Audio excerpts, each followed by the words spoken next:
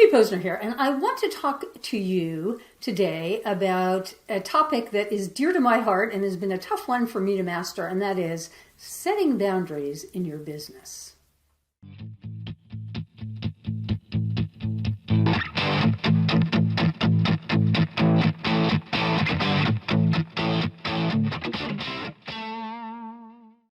Okay, so let's talk about setting boundaries in your business. And what does it mean, really? It means knowing in advance, at least this is for me, with my definition. It means knowing in advance, in most cases, what I will say yes and what I will say no to, and then keeping really firm boundaries around those agreements. So I don't make the mistake of being a people pleaser and just going overboard and stepping on my own toes. So how do you set boundaries, and how do you know what boundaries to set? And especially when you're new in business, I think what tends to happen is you feel like the client is more in control of the situation than you are. And what you will come to learn is the more quickly you become in control of your business, and you have processes and you have systems and you have boundaries, you have, parameters that all of those things happen inside of. The sooner you have that, the more quickly you'll be regarded as a desirable professional. So it's kind of ironic. But I guess it's human nature. It's kind of like, we want what we can't have, or, we don't like things to be too easy. So I guess that sort of falls into that same odd principle.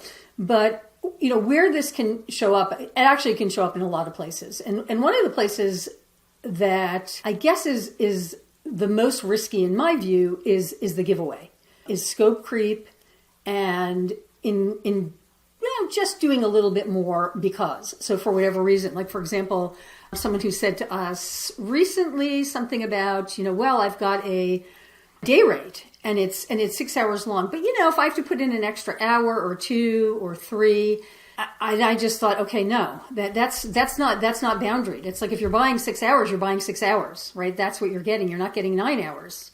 And so that's a boundary that needs to be created. And the way that you do that is by creating a process around that. So, client, here's what you get when you buy a day rate. Here's what it looks like. Here's how many hours I spend. Here's what, so it's very, very crystal clear. And I know, using that example, people that do day rates that say, when the time is done, the project's over. And a lot of people offer a one session, like 30-minute follow-up for questions. They don't leave people hanging. And a lot of times people are doing day rates, for example, with clients that are ongoing clients. So it's not like they're not talking to them again, but they create a really firm boundary. Like, I'm going to give you my best. I'm going to give you my focus. And when I'm done, I'm done. Like there's no follow-up to this like there is in a regular project. That's a clear boundary. Clear boundary is sticking to your proposal, your statement of work, your scope, whatever you call it, so that you avoid scope creep. And so that you're very, very clear in your proposal what you're doing, what the deliverables are, how many revisions are involved, so that, this project doesn't go forever and it can keep being revised and revised and revised and changed. No, there's a finish date. That's a boundary. And when someone comes back to you and says, yeah, hey, it'd be really great. Now I see that we've written this email series. Actually, it would be great if it was, 15 emails instead of the original 7, because I can see where, people are making a decision at this further in point, and, we're leaving people too quickly. And you say, great, super. Is that something you want to do right now? Well, let me send you a quote or an invoice. Does that sound good? So you're very clear right in that moment. Of course, we can do more, but there's a fee for it. Someone says, yeah, I really like this, but I think I'd like another version. Great. That probably won't be too hard, or we'll just change this, and that, and that'll cost you X. Okay? Right. In that particular one, I think there's an assumption often on the part of the copywriter that the client's asking for it for free, and often they're not. They want to add it on and they want to buy it. And they're not expecting you to say, oh yeah, okay, here it is. On the contrary, I price my projects so that I do have a little wiggle room to throw some stuff in for people. And especially since I tend to work on bigger projects, lots of little things will arise. And if I have enough cushion, I like being able to just do them and just include them in and not have to deal with the scope creep and the boundaries. And you can do that in bigger projects.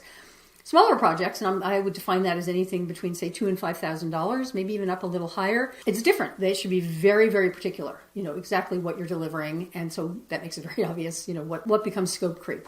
Another boundary, actually, let me go back to that first one when I was giving the example of, someone saying, well, I don't, it could be 6, but if I have to do this and this more. What I want to suggest to you is you pay for free time. So this really hit me over the head when I first realized this, so if I say to you, sure, I'm happy to help you. Let me, that should take us an hour. Let me do it. So that's an hour that I'm not getting paid. So if you charge $100 an hour or $200 or $500 or $1,000, whatever it is you charge per hour, anytime you give away that hour to something that doesn't make money for you, it's costing you that money.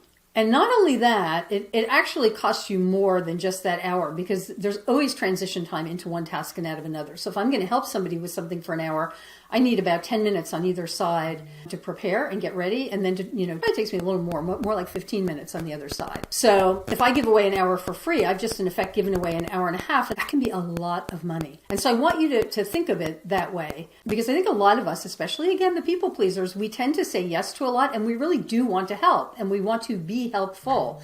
But if that's part of your business, you can't be giving it away. And so just be aware that's a really important boundary to draw. And, I do things for free, but very deliberately. Like I do things for family for free.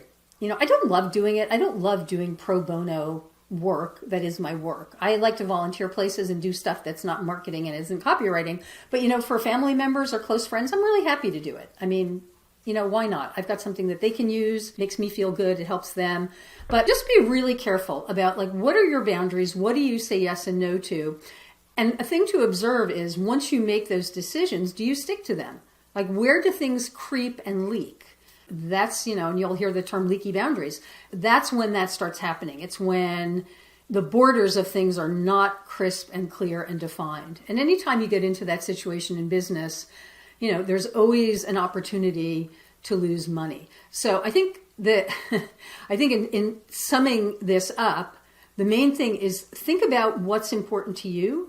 Think about your week in terms of the time that you have to offer.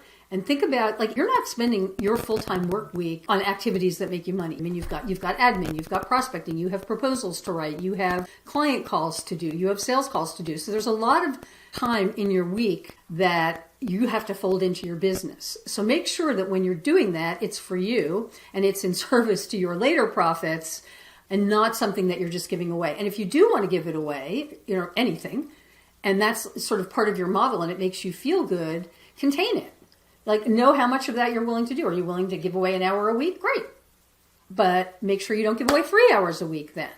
It's important that you know what limits that you want to create. And then, inevitably you'll break them because that's what we do. But it's important to have a starting point and to be aware of where you want boundaries, what they are, and whether you break them. And if you break them, in what instances? And how can you fix that?